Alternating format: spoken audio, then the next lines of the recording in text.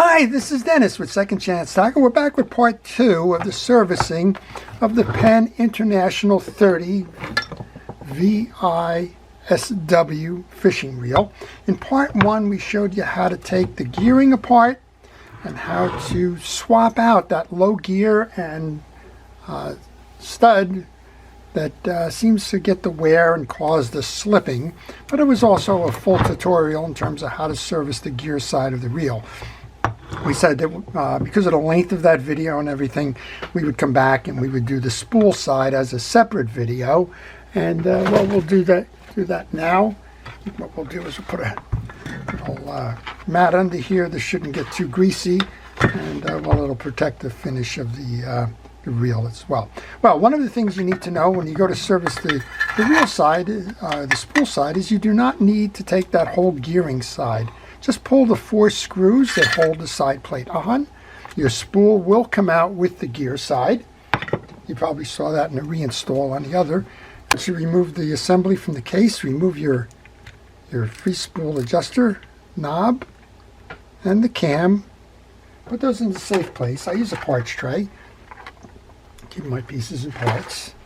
And then, well, this is what we want to deal with. We want to show you how to service the spool side here, and this is a matter of cleaning, checking and inspecting, replacing any worn parts that may be out there, and well, just keeping it ready to go fishing, which is an important part of the service routine.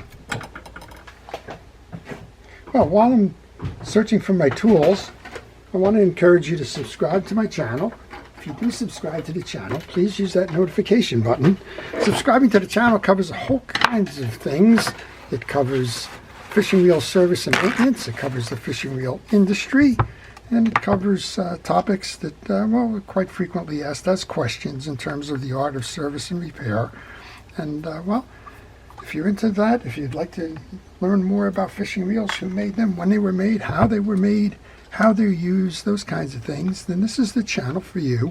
And subscribing doesn't cost you anything, so you get an awful lot of opportunities to learn at, well, only the investment of your time to do that. Well, this pressure plate assembly is held on by 6 screws that are built into a retention ring here, and these need to be removed in order for you to gain access to the drag system and the like. So we just took out 3. I took them out in the opposing sections. 1, 2, 3. We got 1, 2, 3 remaining.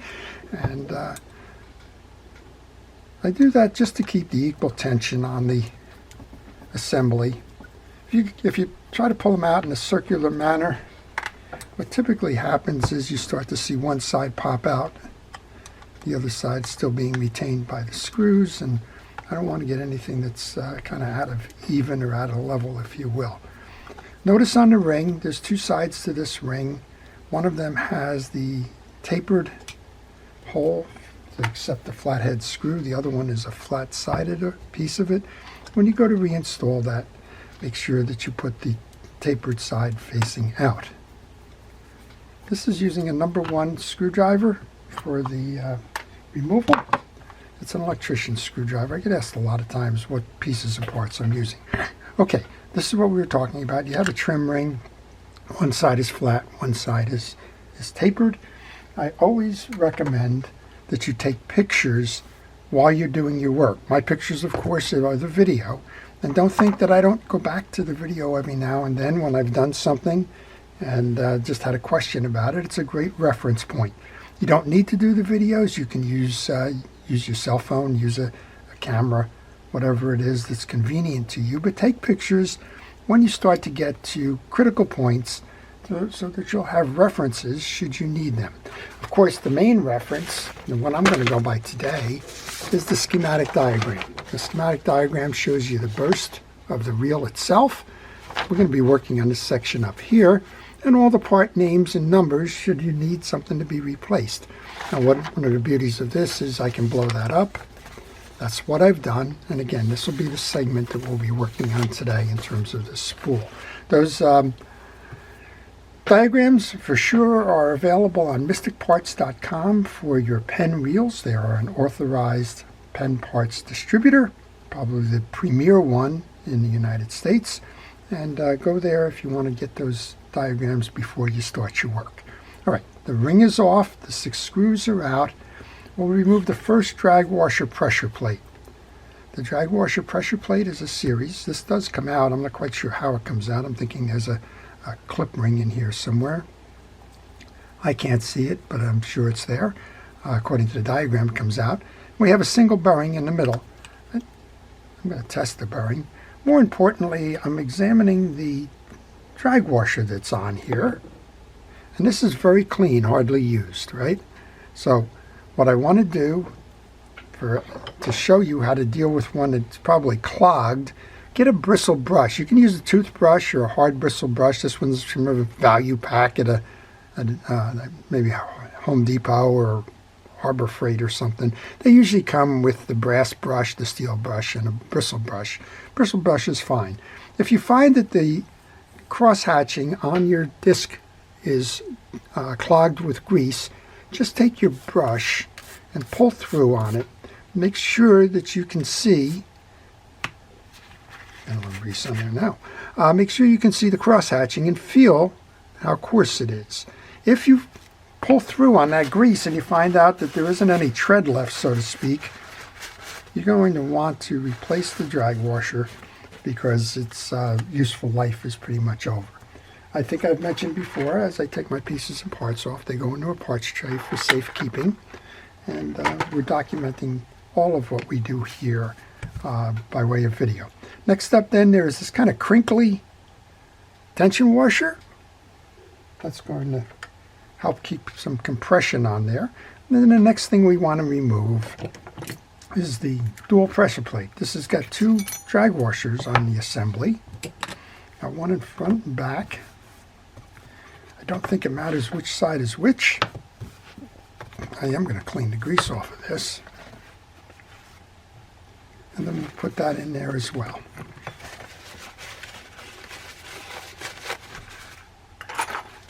And then this is the bottom assembly. You can pull that out.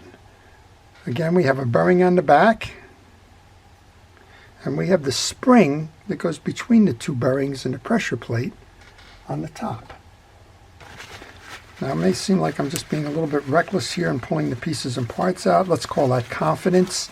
I have some confidence that this schematic will show me where those pieces and parts go should I have an issue with that.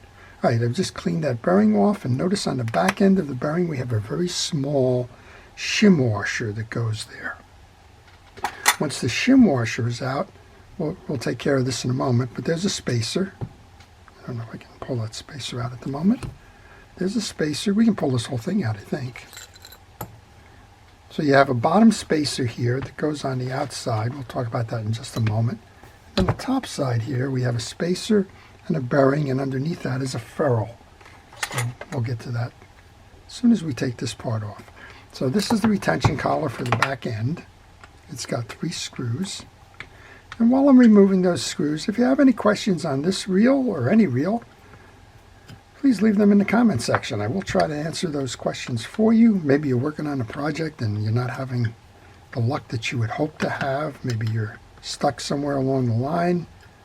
Maybe you need a source for a part. I don't know. I get a lot of questions on all kinds of things. Leave your questions in there. It doesn't have to be on this reel. I do try to answer those in the morning. So if you're asking it at night, just be patient. The morning will come, and I'll try and get you an answer. The 3 screws are all the same size. So I'm going to take those and put those in another corner of my porch tray. Your collar comes off. We have a bearing underneath.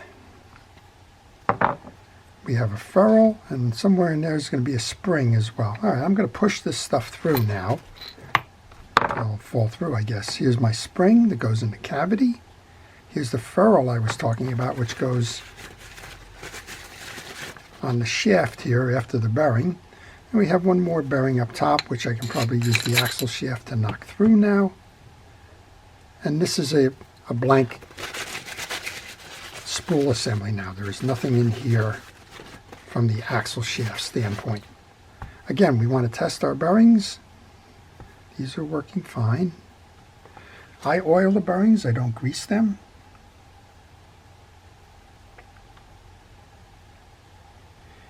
And this is basically part one of what you do when you're servicing the spool side. You're just checking all the components, making sure they're clean, not broken, in good condition, etc. All right, let's look at the three pieces that remain on here. This is a spacer. There's two of those in this. And there's two of these tension washers. They're beveled. They're not flat washers. They've got a belly in them. And Penn recommends putting them belly to belly on the assembly. So we're going to do that. That's going to give you flexibility or sensitivity on your lever drag. And here's the belly to belly illustration on the schematic itself. It shows that the bubble goes to the inside. Then we have a spacer, and now we're going to start the rebuild of the spool. We've accomplished what we needed to do, which was to check out the pieces and parts, make sure that they're all good, and so we can go ahead and do that reassembly. So we work from the top back. So we have our axle shaft, our two tension washers, we have the spacer, and then we have the collar with the three screws. We have a bearing and we have a spring. So we start with the spring, one of the oiled bearings, and we can bring the collar, the spacer, and the two tension washers. We can bring that back in, just like that. Once you do that, then you want to center your collar and find those holes for the screws. And those of you that watch the channel frequently know that me and these little screws, we're gonna have play time here, and we don't play well together. But this one has a little ridge on it, so I should be able to tighten this down pretty good, pretty efficiently. I do have a screw starter if needed, but these seem to be okay. So let's get the other two and put this back on. So what have we done so far? We've kind of showed you a little bit about the assembly. Certainly showed you how it came apart, and now we're trying to show you how to put it back together again after you've inspected and re-lubricated. So what we've re-lubricated is the bearings. We've inspected all the pieces and parts, and we run the drag washers dry, so there's no lubrication that's going to go on that. All right, let's get this one back together. All right, now we take our diagram, we work from the front side this way now. So we have that spacer or ferrule, that'll go in next. We have that second bearing right here. Make sure that gets into the cavity. And that should press down a little bit, yep. Then we have that second spacer, and that spacer is the same diameter and size as the one on the back, so you can't mix them up. They go either way. And then we should be able to find, next up then we've done the spacer. Now we have that little shim washer right there. Then we have our backside plate, and I'm going to put some oil onto that bearing. They're shielded bearings. They're not sealed, so they should accept the oil and slide with that. I'll bring that over. That's the back end. Now we have our pressure plate that has the tags, and they're going to fit into the slots in the spool here. And we have, for lack of a better term, a crinkly washer that goes on the outside of those 4 pillars. Next up then is the secondary pressure plate, or the second pressure plate if you will. Before we do that, that spring has got to go in. That spring sits on the one bearing and comes back on the other side. There are no washers there. And then you'll notice on this there are a couple of these little studs. They're going to go in the same holes here. And I've noticed, as I've done this before, that some of these do not line with where the screw hole is. So find the one that looks like it's going to match up to the screw hole. Bring this over.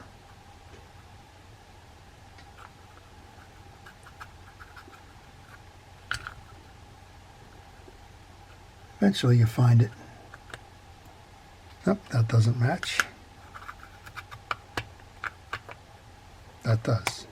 Now, when you do this, make sure that there's no tension at all, that it just sits there flush.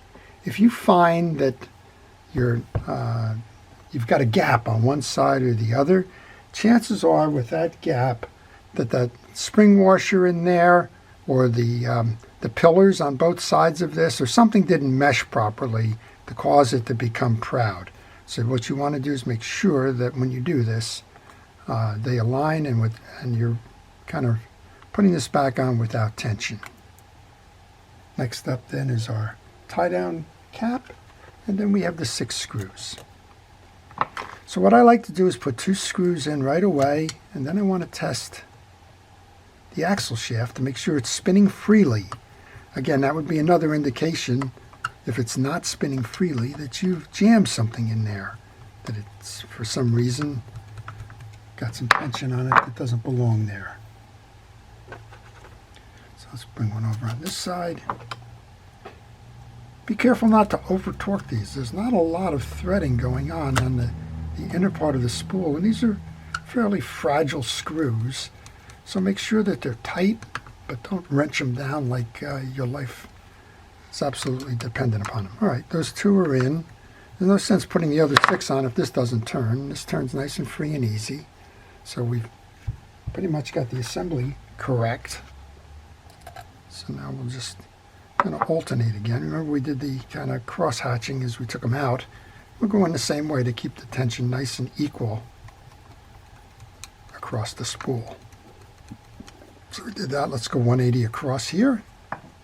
Sort of like putting the lug nuts on your tire on your car. You don't want to put them in a circular manner. You want to alternate them as you tie them down. Keep equal pressure on the install. We got 2 more here. Let's bring this one out. And we got 1 more after this. So thank you for your patience. A lot of folks like to speed these things up, kind of like, fast forward or something, and I don't. You're basically seeing this in real time, very little edits. And when I do this, I like to make sure that I cover everything. Sometimes a random thought will come into my head as I'm kind of doing this, something to do or not to do as I'm doing it, as you may appreciate. And if that's the case, I want to make sure that I cover that. And sometimes that's in the middle of the 3rd screw. You never know. This can go back in the frame now. Now there is a match that you need to make here. So turn your spool until you get the spool pulled in. Turn the axle shaft. And this is probably the most funnest, is that a word? Funnest part of the reassembly. You've got a squared off pinion gear drive here with a circle that's got a match to the piece here. So what I like to do is flatten it there and then flatten it as my reference point here, because this little indent is going to go here. And you may need to play around with this one a little bit. Bring it over the top and on. There's indents here, so you got to make sure your case sits right. And then just kind of turn the handle, and eventually that should drop down. Once that snaps into place, I just started this screw over here. I'll get back on the video here. Set your driver to put this in. We can tighten the 4 side plate screws.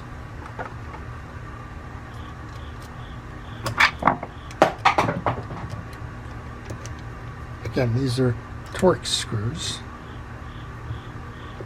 and it's a Torx 10.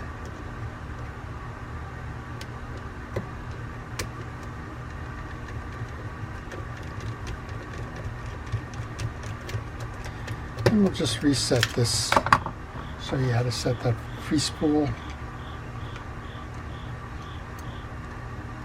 so that you can have it properly adjusted.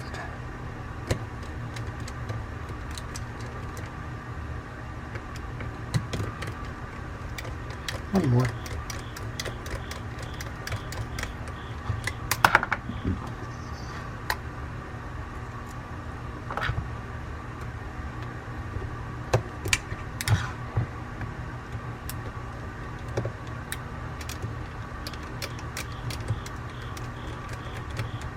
And just make sure they're all tight.